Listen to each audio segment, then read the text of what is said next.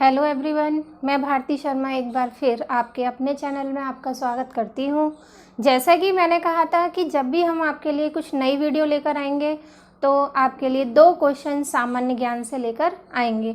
जैसा कि आप यहाँ देख रहे हैं कि 2 क्वेश्चन पहले से ही लिखे हुए हैं, तो पढ़ते हैं। आइए, हमने क्या लिखा हुआ है। आर्य समाज की स्थापना कब और कहाँ की गई थी। दूसरा प्रश्न है, भाप इंजन का आविष्कार किसने किया था। देखिए, इनके जवाब आपको वीडियो में देखने को ज़रूर मिलेंगे। आज जो मैं पढ़ाने वाली हूँ आपको, वो हमारा टॉपिक है संधि। तो आइए पढ़ते हैं संधि। देखिए, संधि का अर्थ क्या होता है। संधि को क्या कहते हैं? मेल, जोड़ना या संगम होना, जैसा भी आपको समझ में आए।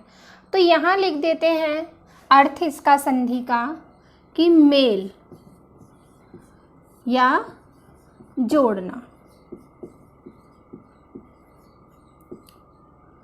अब देखिए, इसका जो हम परिभाषा देखते हैं तो क्या होता है कि जब 2 समीपवर्ती स्वरों का आपस में मेल होता है या वर्णों का मेल होता है तो उसको हम संधि कहते हैं। और जब उन्हीं दोनों का क्या किया जाता है, उनको अलग कर दिया जाता है, 2 शब्दों को अलग अलग लिख दिया जाता है, तो उसको हम संधि विच्छेद कहते हैं। तो यहाँ जैसे कि आपको उदाहरण के तौर पे मैं समझाती हूँ। मैंने लिया यहाँ एक शब्द है आपका हिमालय। अब इसका अर्थ क्या है? हिमालय का अर्थ जैसे कि हम जानते हैं, हिम का अर्थ होता है बर्फ। इसका अर्थ क्या होता है? बर्फ। और इसका देखेंगे आलय का अर्थ होता है घर, यानी जो बर्फ का घर होता है उसे हम हिमालय कहते हैं। अगर हम इसका कहेंगे कि ये तो क्या है, ये शब्द क्या है, क्योंकि एक जुड़ा हुआ शब्द है, इसको हम क्या कहेंगे? संधि। ठीक है। अगर हम इसका क्या करते हैं, इसको अलग अलग करके लिखते हैं, इसका विच्छेद करते हैं संधि के नियमों द्वारा। जब उनका वर्ण विच्छेद, यानी संधि विच्छेद कैसे किया जाता है? हिम, धन, आलय। ये आप देख रहे हैं यहाँ। जैसे ये क्या हो गया, ये तो संधि हो गया क्योंकि ये मिलाकर लिखा हुआ शब्द है। अब हमने इसको हिम अलग किया और आलय को अलग किया। अब आप देखेंगे यहाँ भी स्वर है और यहाँ भी स्वर है। तो यानी जो पहला हमारा शब्द है उसका आखिरी स्वर वर्ण, और जो हमारा लास्ट वाला शब्द है उसका हमारा पहला वर्ण, दोनों जब मिलते हैं समीपवर्ती तो उसको हम क्या कहते हैं? इनको प्लस होने को, यानी इनको मेल को, जो जैसा कि यहाँ लिखा है, या इसको जोड़ने को हम संधि कहते हैं। और जब ये अलग हो जाते हैं तो इसको हम विच्छेद कहते हैं। तो संधि की जो डेफिनेशन है, परिभाषा है, वो आपको समझ में आ गई होगी। अब हम क्या करेंगे, संधि के जो पार्ट होते हैं यानी प्रकार होते हैं उन्हें हम पढ़ेंगे। तो देखिए, हम यहाँ देखेंगे संधि के भेद यानी प्रकार।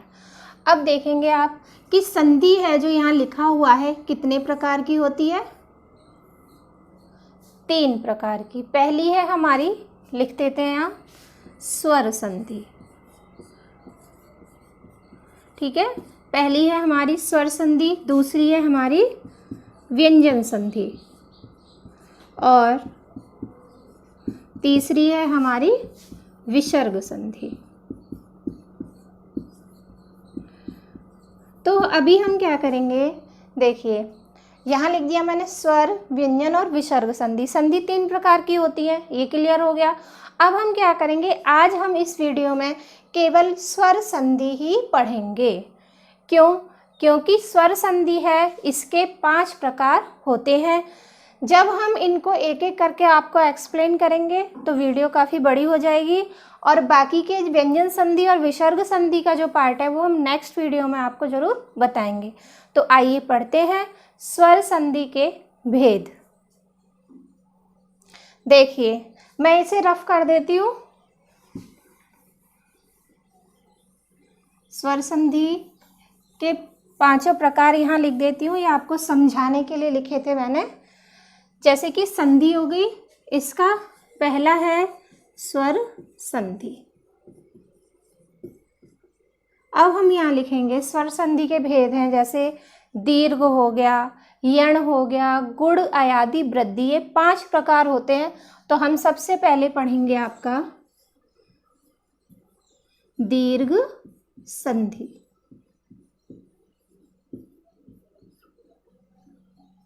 तो देखिए पढ़ते हैं हम दीर्घ संधि।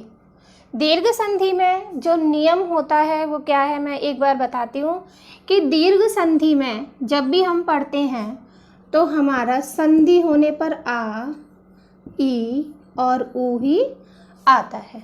दीर्घ संधि में जब भी हम प्लस करते हैं, यानी जब भी हमारे स्वरों का मेल होता है, तो दोनों समीपवर्ती स्वरों के मेल होने पर जो परिवर्तन में आता है वो क्या आता है, प्लस होने पर, धन होने पर आ, ई और ऊ ही हमारा आता है।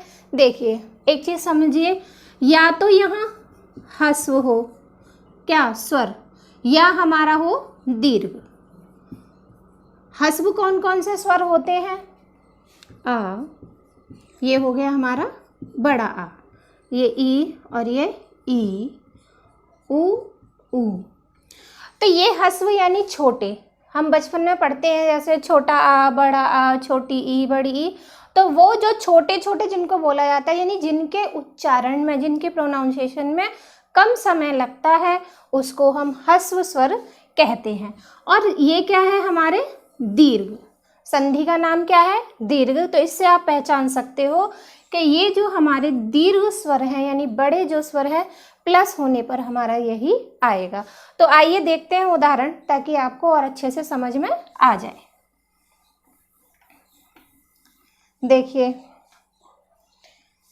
यहाँ लिख देती हैं उदाहरण, और जब भी आप वीडियो देखें तो अपने पास कॉपी पेन जरूर रखें, ताकि हाल की हाल उन चीज़ों को, यानी जो हमारे एग्जाम्पल्स हैं, उनको आप खुद लिख कर देखें, ताकि आपको आसानी से समझ में आ जाए।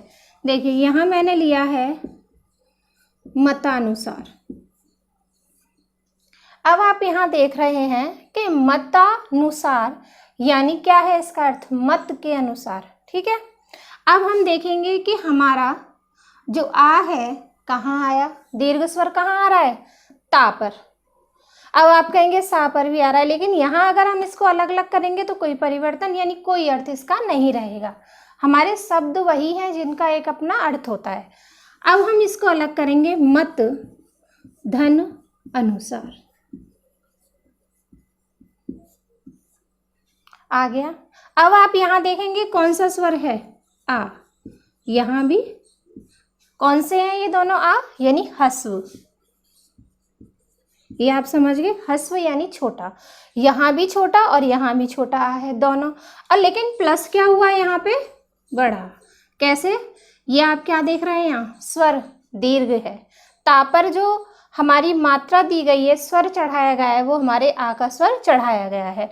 तो हमारी कौन सी संधि बनती है, दीर्घ।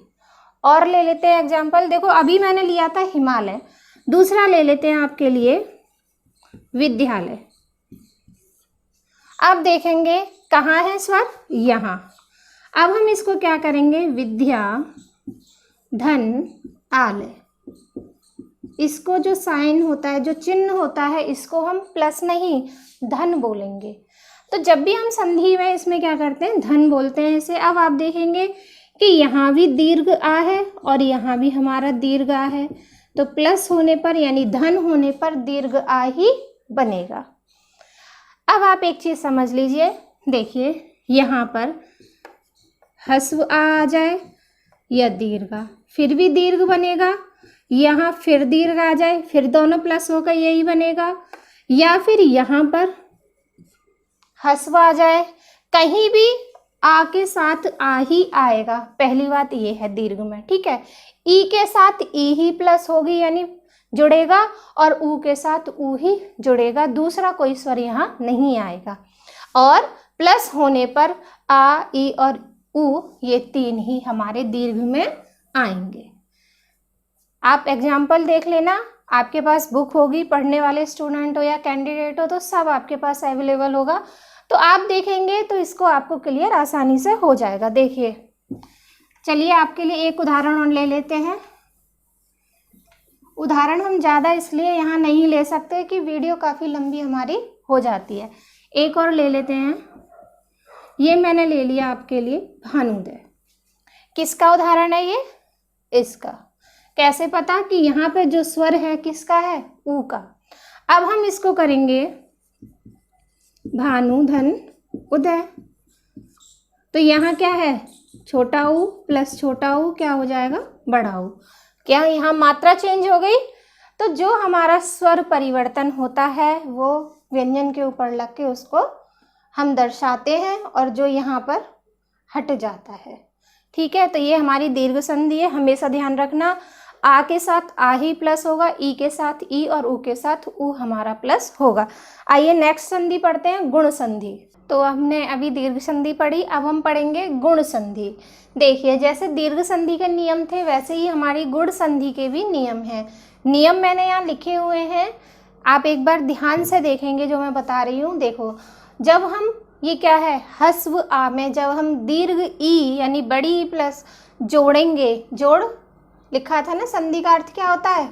जोड़ या मेल। जब हम जोड़ या मेल करेंगे,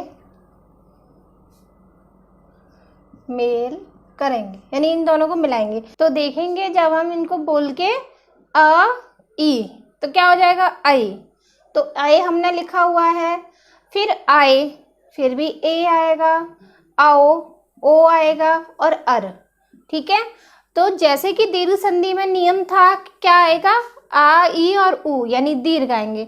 तो हमारा गुण संधि का भी ये नियम है कि इसमें ए, औ और अर आएगा। कब? प्लस होने पर। ठीक है, प्लस यानी कि जोड़ने पर। ठीक है, उदाहरण ले लेते हैं एक बार, ही आपको समझ आएगा अच्छे से। और ये मैंने लिखा है यहाँ उदाहरण। देखिए, सबसे पहले उदाहरण में लेते हैं हम कमलेश। कमलेश हमने लिया। अब आप देखेंगे किसकी मात्रा? ए। ए की मात्रा लगी हुई है यहाँ पे, तो हम क्या करेंगे? कमल। कमल लिखा हमने। क्यों? यहाँ से कैसे तोड़ेंगे? क्योंकि जो हमारा स्वर आ रहा है वो कहाँ आ रहा है? ला पर। तो इसका मतलब है स्वर परिवर्तन यहाँ हुआ है। परिवर्तन कब होता है? जब दोनों जुड़ते हैं। तो यहाँ हमने जब उसको अलग किया, कमल हो गया हमारा, एक स्वतंत्र शब्द है।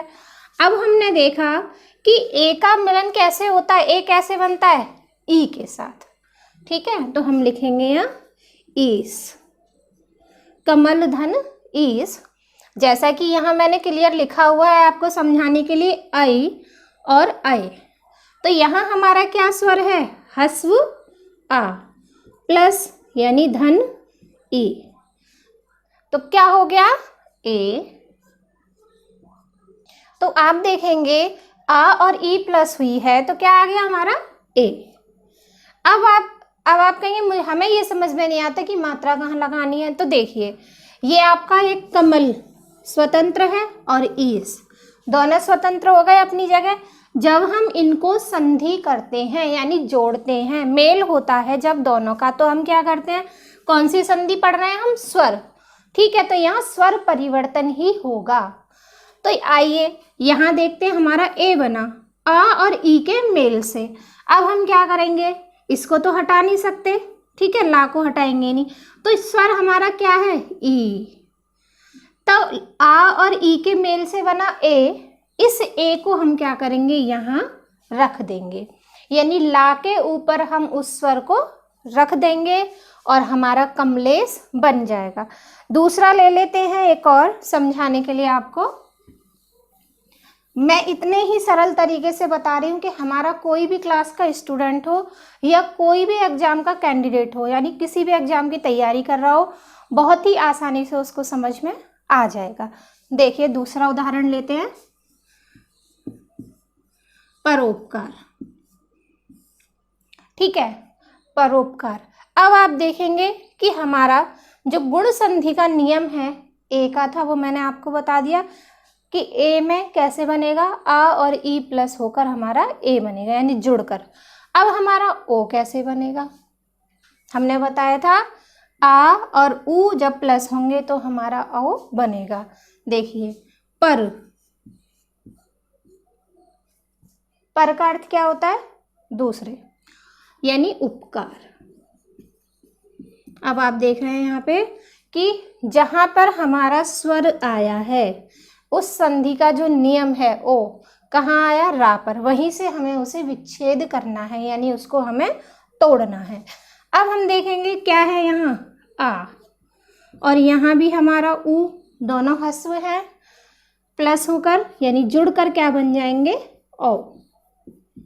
ओ जब हमारा बना है, जैसा कि मैंने बताया था, ये स्वर यहाँ से हटा देंगे क्योंकि ये तो मिल गए दोनों। तो हमारा जो इस चिन्ह की जो इसकी मात्रा रहती है, यानी इस स्वर की, परोपकार। आ गया समझ में? बहुत ही इजी है गुण संधि, जैसे दीर्घ थी वैसे ही गुण है। नियम बस आपको याद रखने हैं। दीर्घ संधि में क्या था? आ, ई, उ। तो हम अब पढ़ते हैं तीसरी संधि, जिसका नाम है, मैंने लिखा हुआ है यहाँ, वृद्धि संधि। ठीक है, दीर्घ गुण और तीसरी हमारी वृद्धि संधि, ये दोनों हम पहले पढ़ चुके हैं। अब देखिए, जैसे दीर्घ संधि का नियम था आ, ई और ऊ का, और गुण संधि का नियम था क्या? ए, औ और अर का। वैसे ही वृद्धि संधि में हमारा नियम है, जो मैंने वो यहाँ लिखा हुआ है। नियम क्या है कि यहाँ अगर आ आएगा ह्रस्व और ह्रस्व ए, तो दीर्घ अ ही बनेगा, और ऐसे ही दीर्घ औ ही हमारा बनेगा। चाहे हमारा, एक बात ध्यान रखना कि पहले हमेशा आ और आ ही आएगा, ह्रस्व आए या दीर्घ आए। ठीक है, पहले हमारा चाहे ह्रस्व आए चाहे दीर्घ आए, लेकिन बाद वाला जो हमारा स्वर है वो ए और औ आएगा, और जोड़ने पर, जिसको संधि कहते हैं, संधि होने पर हमारा अ और औ ही बनेगा। उदाहरण देखते हैं। देखिए, आपको किताबी हम अभी परिभाषा रटवा दें तो उससे कोई फायदा नहीं है, क्योंकि ये जो नियम हैं यही मेन होते हैं संधि के। नियम आपको समझ में आ जाएंगे, आपको याद हो जाएंगे, आप कहीं भी किसी भी एग्जाम में कहीं भी आ जाए, आप आसानी से शब्दों को देखकर ही पहचान लोगे कि इसमें कौन सी संधि है। अब हम उदाहरण देखेंगे, जैसे कि हम देखते हैं सदैव। उदाहरण ले लेते हैं हम सदैव। अब देखिए कि पहचान में आ रहा है या नहीं। ये कैसे आ रहा है पहचान में? कि इस पर अ की मात्रा है या नहीं है। ठीक है, हम इसको अलग कैसे करेंगे? मैंने जो बताया, जिस संधि का जो नियम होता है वहीं से हम उसको क्या करते हैं? विच्छेद करते हैं। नियम के अनुसार अ की मात्रा यहाँ लगी है, इसका मतलब है ये यहीं से इसका विच्छेद होगा। तो हमने करा सदा, धन, एव। ठीक है, किस संधि में आ गया? ये हमारा इसका नियम आ गया। प्लस क्या होगा? अ बनेगा। देखिए, दीर्घ आ, धन, ह्रस्व ए, बराबर क्या होगा? मतलब कि मिलाने पर क्या होगा? दोनों की संधि करने पर अ बना हमारा। ठीक है, जैसा कि मैं हर बार समझाती आ रही हूँ आपको कि स्वर संधि है हमारी, तो स्वर यहाँ पर क्या हो जाएगा? हटा देंगे। इसका जो हमारा, इसकी जो मात्रा है और इसको भी हटा देंगे, यहाँ वो लग जाएगी। तो आपका संधि होने पर बन गया सदैव। और ले लेते हैं एग्जाम्पल हम दूसरा। आपका एक सदैव हो गया, दूसरा बता देते हैं। देखिए, बनौषधि। औषधि का अर्थ सबको पता होता है, मेडिसिन, दवाई। तो हम देखेंगे बनौषधि। अब आप वही, हम फिर से रिपीट करेंगे अपनी बात को कि यहाँ पे क्या है? ये औ का कहाँ आ रहा है स्वर? ये आ रहा हमारा। यहीं से हम इसको क्या करेंगे? विच्छेद करेंगे। तो विच्छेद करते हैं, आइए। वन, धन, औषधि। ठीक है, ये हमने कर दिया, वन, धन, औषधि। अब आप देखिए कि यहाँ हमारा क्या आ रहा है? आ, यहाँ औ। क्या होगा जी? विच्छेद, संधि होकर औ। तो नियम के अनुसार हम क्या करेंगे? इसकी जो हमारी यहाँ प्लस होकर वही आया जो यहाँ है, तो हम इसको हटाकर इसकी जो मात्रा है वो ना पर हमारी लग जाएगी, और इससे क्या हो जाएगा? हमारा इसका उच्चारण तो हो ही रहा है बनौषधि, लेकिन इसका क्या होगा, लोप हो जाएगा। लोप यानी ये यहाँ से हट जाएगा और उच्चारण यहाँ हो रहा है, यानी उसकी यहाँ इम्पोर्टेंस भी है, वो भी हमें बोलने पर पता चल रही है, लेकिन उसको हम यहाँ दर्शाएंगे नहीं, क्योंकि उसका जो चिन्ह है, जो मात्रा है, जो साइन है, वो इसके ऊपर ना के ऊपर आ गया। तो आपको वृद्धि संधि आसानी से समझ में आ गई होगी। आइए नेक्स्ट संधि की ओर बढ़ते हैं, हम यण संधि अब पढ़ेंगे। देखिए अभी तक पढ़ा हमने दीर्घ गुण वृद्धि, अब चौथी संधि ले लेते हैं हम यण संधि। जैसे इन संधियों का भी नियम था, वैसे ही हम यण संधि का पढ़ेंगे। नियम यहाँ मैंने लिखा हुआ है, इसमें या और वा की ही प्रधानता होती है। देखिए यहाँ आप पहले देख रहे होंगे कि जो पहला स्वर हमारा आएगा, यानी पहला जो शब्द है हमारा, इसका जो लास्ट का जो आएगा वर्ण स्वर, उस पे क्या आएगा, ई और ई। और जो हमारा यहाँ पर जो संधि होगी, जब हम संधि करेंगे, यहाँ का जो पहला होगा वो आ उ, ये ही आएंगे 4। ठीक है, जैसे कि उदाहरण के तौर पे समझेंगे, उदाहरण देखकर ही आपको ज़्यादा समझ में आएगा। एक शब्द ले लेते हैं अत्यधिक। उदाहरण जब हम यहाँ लिखते हैं तो देखिए हमने लिया शब्द अत्यधिक। देखिए हमने उदाहरण लिया है यहाँ अत्यधिक, ये हमारा क्या है कि अत्यधिक। अब आप देखेंगे यण संधि का एक नियम और होता है कि यहाँ क्या आया, या। मैंने यहाँ बताया था कि यहाँ या, वा और रा, ये 3 ही हमारे मेल होने पे यानी संधि होने पर आएंगे। यहाँ लिख लेते हैं, जैसे या, वा और रा, हमारे ये 3 ही आएंगे। अब हम उदाहरण किसका देख रहे हैं, या का। इसमें या आ रहा है, यहाँ पे ये आ रहा है आपका। तो अब आप देखेंगे यहीं से हम क्या करेंगे, इसको विच्छेद कर देंगे, यानी तोड़ देंगे। अब हम देखेंगे अति, धन, अधिक, ये इसका क्या हुआ, विच्छेद हुआ, यानी इसको हमने तोड़ दिया शब्द को। अब जब हमने इसको तोड़ा तो आप क्या देख रहे हैं, यहाँ पर हमारा क्या स्वर है, ह्रस्व ई आ रही है, जैसा कि नियम के अनुसार है। यण संधि में जो पहला शब्द होगा उसका आखिरी जो है यहाँ स्वर, वो हमेशा ई ही होगा। अब हम यहाँ देखेंगे क्या आया, आ। इन दोनों को हम एक साथ बोलकर देखेंगे, इया। जब हम इया बोलते हैं तो यहाँ क्या आ जाता है, या। अब यण संधि का एक और नियम क्या है कि जब हमारा ये मेल होने पर जो नया हमारा वर्ण बनता है, इससे पहले वाला जो ये ता है, ये हमारा क्या हो जाएगा, आधा हो जाएगा। हम कैसे लिखेंगे इसको, देखिए ये हमारा क्या हुआ, आधा हो गया। नया हमारा वर्ण या बना है 2 स्वरों के मेल से, और ये हमारा ऐसे ही यहाँ पर लिख जाएगा। तो हमारा क्या बन गया, अत्यधिक। अब आप देखेंगे कि आ क्यों नहीं आया, आ इसलिए नहीं आया कि यहाँ का ई और यहाँ का ये आ, यही दोनों तो प्लस हुए थे, यानी जोड़े गए थे, संधि हुए थे, तो इन दोनों के मेल से हमारा या बना। जब हमारा या बना तो या हमारा यहाँ आ गया। और जैसा कि यण संधि के नियम के अनुसार हमेशा जब संधि होने से पहले वाला जो एक वर्ण है वो आधा हो जाता है, तो यहाँ आ गया, तो हमारा अत्यधिक शब्द बन गया। समझ में आ रहा होगा। दूसरा एक और एग्जाम्पल ले लेते हैं आपके लिए।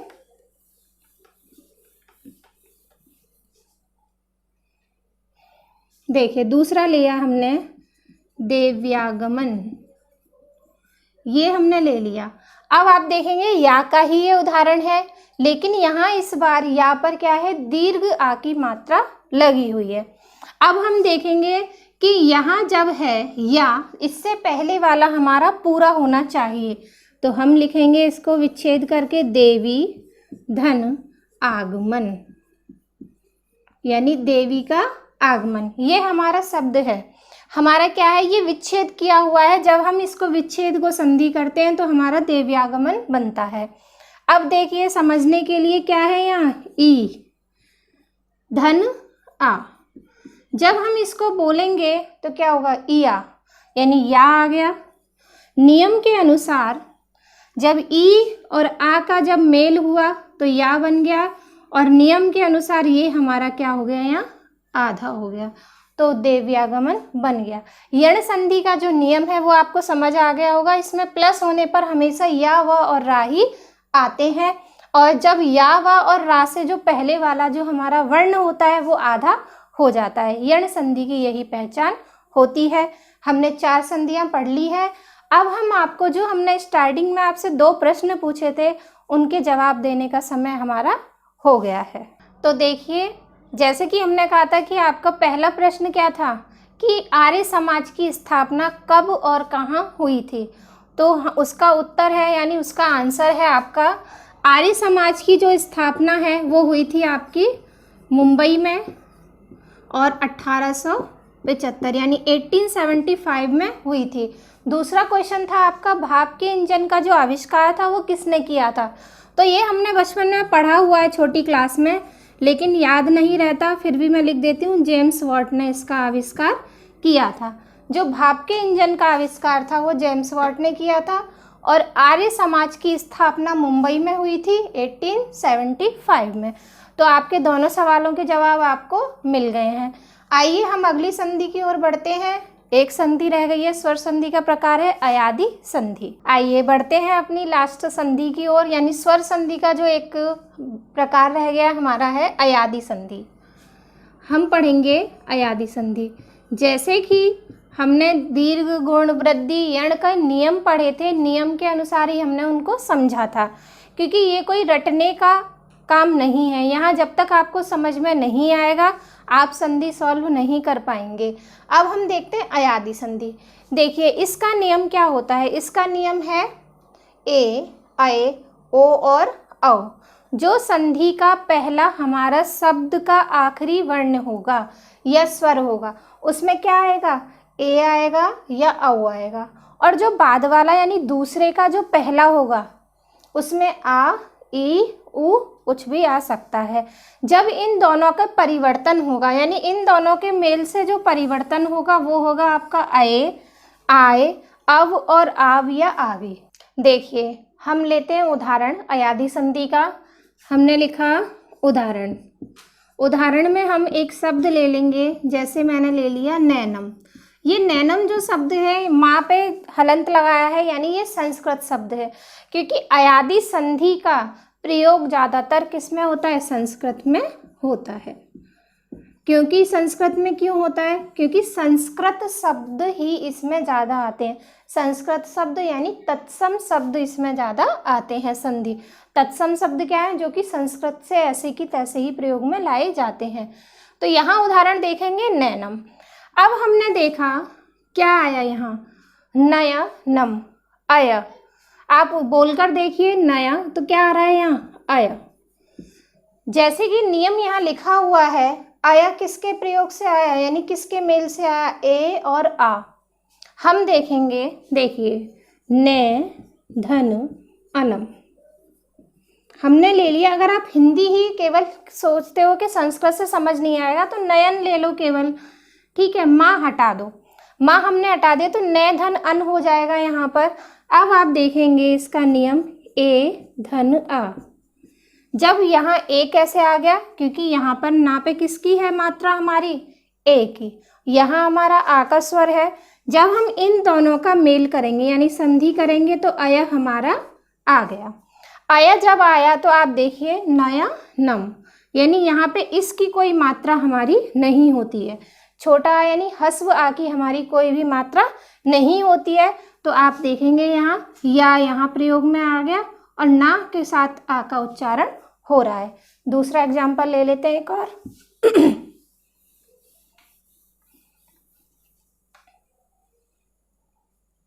हमने ले लिया जैसे कि दूसरा लिया है गायक। अब आप नियम के अनुसार देखिए कि गायक, तो क्या आया यहाँ, आय। कौन सा बनता है, ये दूसरा वाला। तो अब आप देखेंगे दूसरा किसके परिवर्तन यानी किन दोनों के मेल से परिवर्तन हुआ है, यहाँ दीर्घ ए और हस्व आ के परिवर्तन से आय हमारा जो बना है। देखेंगे यहाँ पर। अब यहाँ देखेंगे कौन सी थी, गए, यानी दीर्घ ए थी और यहाँ हमारा क्या आ गया, अक।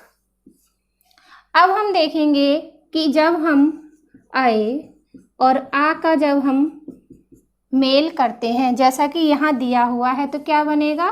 आय। और नियम के अनुसार यहाँ से आ हट जाएगा, यहाँ आपका या आ जाएगा और यहाँ पे इसका स्वर हटा के ये बन गया आपका गायक। तो हमने स्वर संधि के पांचों भेद आपने पढ़ लिए हैं, दीर्घ, गुण, वृद्धि, यण और अयादि। देखिए, अगर इसके बाद भी आपको कोई प्रॉब्लम है, समझ में नहीं आता है, तो कमेंट बॉक्स में मुझे लिख कर दें, ताकि मैं इन चीज़ों को और इजी तरीके से आपको बताऊं। तो इजी का मतलब ये भी इजी ही तरीका है, लेकिन आपको जैसे समझ में आता है, हमारे पढ़ाने के सबके अलग अलग तरीके होते हैं, तो वो आपके लिए और इजी मेथड हम ढूंढ के लाएंगे, जिसको आपके सामने दिया जाएगा। अब देखिए, आपको ये वीडियो पसंद आती है, लाइक करें, सब्सक्राइब करें अगर आपने अभी तक नहीं किया है, और बेल आइकॉन दबाना ना भूलें, जिससे जब भी हमारी नई वीडियो आएगी सबसे पहले उसका फ़ायदा आपको मिले। धन्यवाद।